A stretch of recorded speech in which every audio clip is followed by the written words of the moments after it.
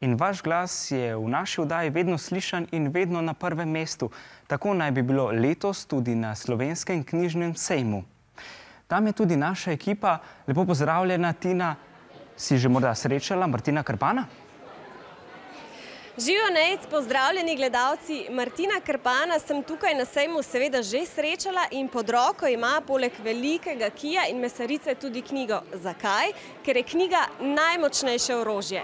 Prav to je osrednje sporočilo letošnjega sejma, saj od prvega izida te slovenske slikanice letos mineva kar 100 let. Veliko mladih je te dni že obiskalo različne dogodke na sejmu, in razmišljali so tudi o najmočnejšem orožju – Infogrom. Knjiga je najboljše orožje, zato ker veliko zveš iz nje, lahko kaj... Več znaš, več veljaš. Kakšni dogodki so v knjigi in lahko s tistimi dogodki, kakšnega prepričaš, že bo kaj naredil zate. Ja, pa tudi veliko zveš, kako moraš delati v življenju pa naprej. Pač tam veliko zveš, kako eni živijo, pa kako drugi. Pa tudi vpišeš v laži, imaš veliko boljši besedni zaklad.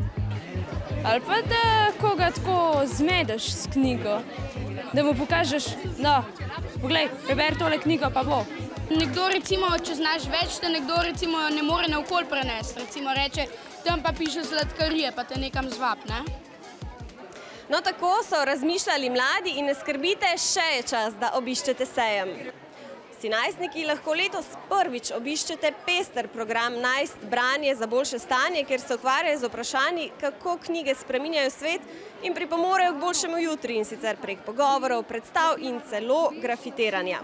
Malo mlajši infodromovci pa boste našli kup zanimivih reči v programskem sklopu Cicifest. Še imate čas, da se podružite z različnimi pisatelji, si ogledate kakšno predstavo, mečete na koš za sladke in knjižne nagrade. Najbolje, da si na naši spletni strani ogledate program, saj bo danes sejem odprt kar do 10. ure zvečer.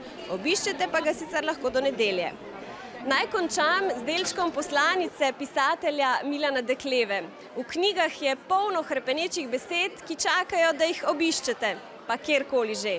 Adijo! Hvala, Tina. Na vrsti so kratke vesti.